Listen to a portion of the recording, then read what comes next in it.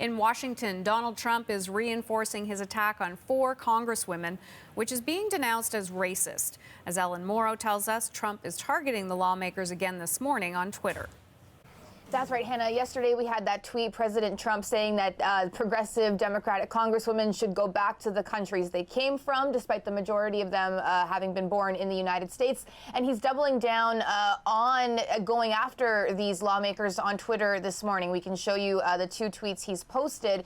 In the first one, the president writing, "When will the radical left congresswomen apologize to our country, the people of Israel, and even to the office of the president for the foul language they have used and the terrible things they have said? So many people are angry at them and their horrible and disgusting actions." Going on to write, "If Democrats want to unite around the foul language and racist hatred spewed from the mouths and actions of these very unpopular and representative women, it will be interesting to see how it plays out." So those are very non-specific accusations from the president against these female lawmakers, accusing them of racism. But it's his tweet from yesterday that is widely being criticized as racist and xenophobic, when he said that progressive Democratic lawmakers should go back to where they came from. He's seen as referring to women, all women of color, again, most of whom were actually born in the United States. The tweet, as I said, is being widely criticized by Democrats,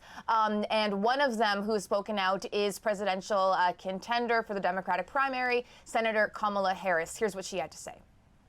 It is absolutely racist and un-American.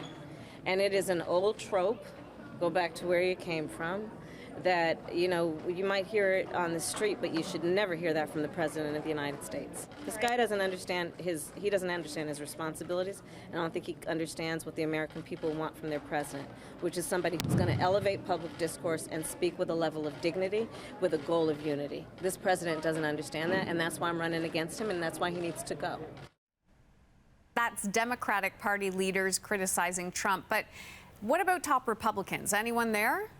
So far, it's been almost complete silence from Republicans. Hannah, one congressman from Texas has spoken out, but that is it. In the past, when the president has made comments that have been widely criticized as xenophobic, there has usually been a small group of Republicans who would speak out against what he said. We are not seeing that this time around, and the Republican Party is being criticized for no one coming out to denounce what the president said. And it's forcing the question, do Republicans agree with the president that these women should go back to where they came from, even though, as I said, most of them were born here in the United States? Or are they just so satisfied with where he's taking the country in terms of policy that they're willing to just accept this kind of rhetoric from President Trump?